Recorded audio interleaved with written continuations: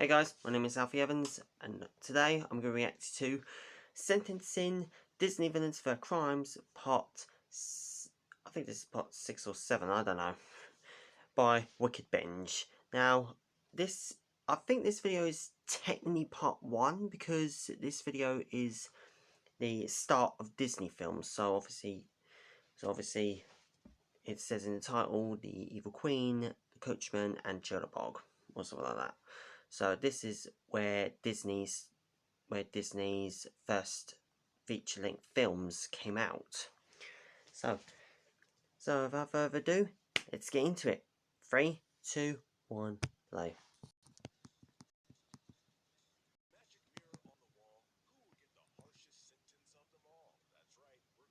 Beginning of the Disney animated canon. Right, let's rewind it because I couldn't hear anything.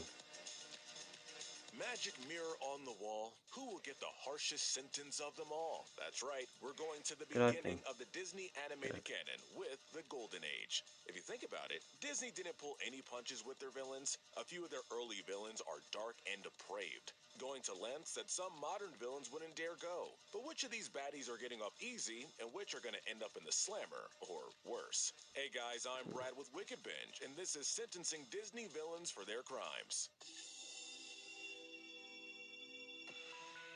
So let's hop back in the Wayback Machine and go back to where it all started, with Snow White and the Seven Dwarfs. The first baddie on the docket is the Magic Mirror. Ending and abetting. The mirror's only purpose is to tell the evil queen that Snow White is the most beautiful in the kingdom, and later tells her that she's in the dwarfs' cottage. In the cottage of the Seven Dwarfs dwells Snow White. This is nothing less than aiding and abetting. However, we're sentencing it to Whoa. death because, come on, it's a mirror. There's no use giving it jail time, fines, or community service, so the only reasonable thing to do is smash it to pieces. Next is the Huntsman. He's ordered by the evil queen to kill Snow White and give her heart as proof.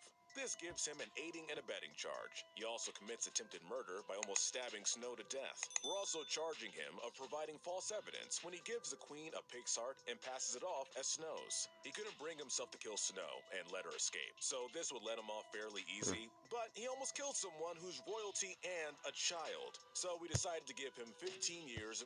Yeah, it's understandable because Snow White was around about 14 when this film takes place. Like that is actually quite young. But if we had to go for a lighter sentence for Huntsman, I would go for like 12 years if Snow White was willing to drop charges against him, because it wasn't his fault that he's been punished. It was the Evil Queen's fault. She ordered him to kill her. So all this should have been put on the Queen. Prison. Now we have the Evil Queen. We're aware that she dies at the end of the film, so we'll pretend that she's alive to stand trial. The Evil Queen's first crime is not long into the film, when she alludes that the Huntsman will be sentenced to death if he doesn't kill Snow, leading to a death threats charge. She also uses witchcraft to transform into an old woman and poison the apple, and has many other spells. And of course, she's guilty of murder by poisoning Snow with the apple. This can also be attributed to terrorism, since she tried to make political gains through violent means. Just like her fate, we decided to sentence her to death. In 19th century Germany, where the film takes place, this would normally be carried out via guillotine or handheld axe. But considering she practiced witchcraft, we'd likely see her getting burned at the stake. This year got us Pinocchio, but that's not stopping us from sentencing the villains from the 1940 movie. First, we're sentencing Honest John and Gideon. They frequently assault each other, with Honest John usually on the receiving end of Gideon's hammer. A brief visual gag during their first interaction with Pinocchio also shows Gideon attempting to pickpocket him.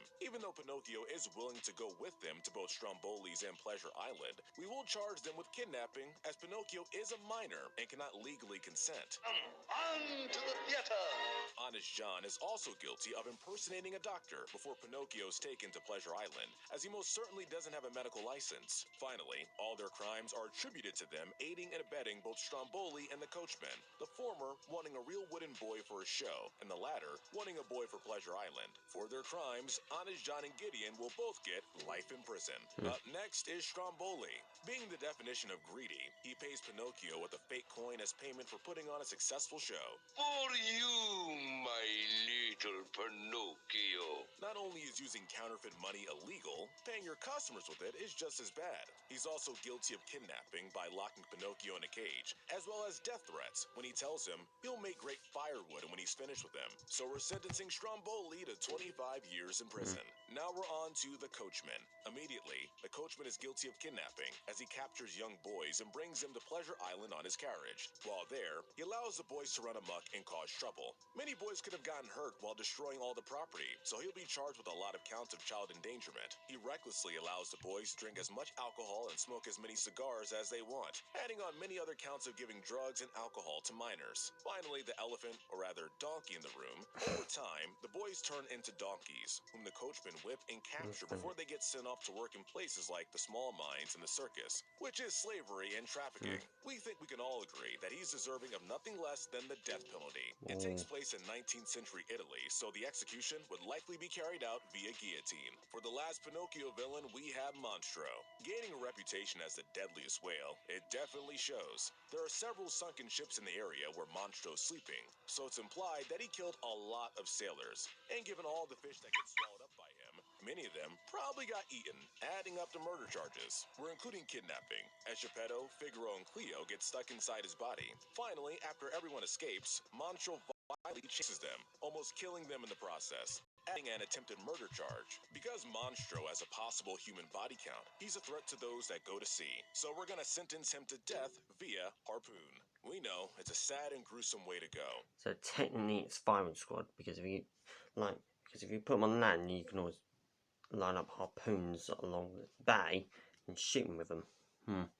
But measures similar to this are often taken in real life to particular wild animals that have a track record of killing people. The next movie is Fantasia. Our only villain is Chernobog. It's tough to sense as a guy who's, the literal devil, but we'll treat him if he's a real living person. His whole shtick is summoning the dead along with hellfire, which we immediately recognize as being necromancy and arson.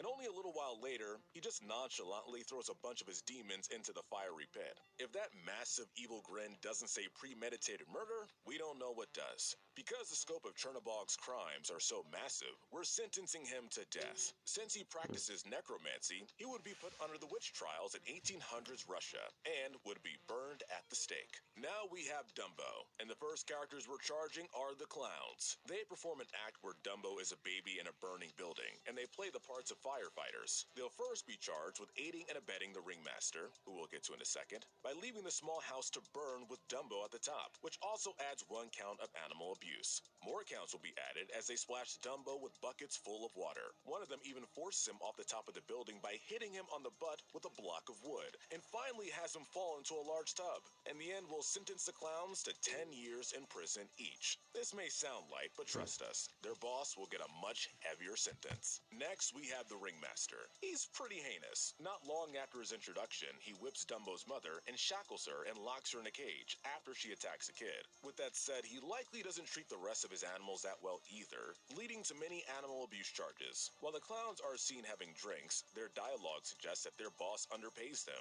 which is yet another crime. Let's go tell the boss! With all that said, the ringmaster will be sentenced to a good 25 years in prison. His employees will probably file a class action lawsuit against him, so he'll be paying them $5,000 each in damages. The final movie of the day is Bambi. We're gonna start with Rano. He's a rival deer that Bambi comes across, and they fight for the affection of Feline. He's got 1 count of assault as he pushes Feline out of the way with his antlers. He and Bambi then fight, and Rano makes the first move as he throws his rival onto the ground, adding another assault charge. They lock horns and trade kicks and blows, making this assault and battery. Because this is a natural thing male deer do to fight for mates, we're only gonna give Rano 1 month in deer jail? Deer I don't know what you jail. call it. We'll let the animals sort it out. Our final villain is Man. Man is a hunter who's a huge looming threat throughout the film. We know killing animals technically isn't murder in legal terms, but that's what we're gonna treat it as. He kills 1 animal off screen, Bambi's mother, as well as a quail. His presence also disturbs the peace. In the climax, not only does he commit attempted murder by sending his dogs after Bambi and shooting him, he also commits arson when he leaves his campfire unattended. The entire forest almost burns down, and thankfully none of the animals died. Because hunting is a normal sport people do, we won't charge him for his body count. But there's no excuse causing a forest fire. If it was intentional, his punishment would be greater, but because it appeared to be indirect, man will be given 5 years in jail. Alright, court is adjourned. Understandable. Let us know what movie or TV series should be next up on the docket. Hit that notification bell. Alright, so what sentence do you think was harsh? Do you think many of their punishments were harsh? Do you think many of the punishments were light? Or do you think they were just right? Oh, but anyway, I wonder what next Disney villain sentencing they're going to do, because they haven't released a new one yet. So, what Disney villains have they not sentenced yet? They haven't sentenced the Queen of Hearts yet. They haven't sentenced the villains from The Rescuers, and also The Rescuers Down Under. They've also haven't... I don't know... Obviously, they're not doing a direct-to-video villains, so like sequels. And also, they haven't done like recent films such as King Candy, Prince Hans, as well as other villains from between 2011 to 2022. But anyway, that was sentencing Disney villains for their crimes. The Golden Age. But if you guys liked it, please like, share, subscribe if you haven't already, and also go subscribe to Wickedbinge if you haven't already. And as always, until next time, peace.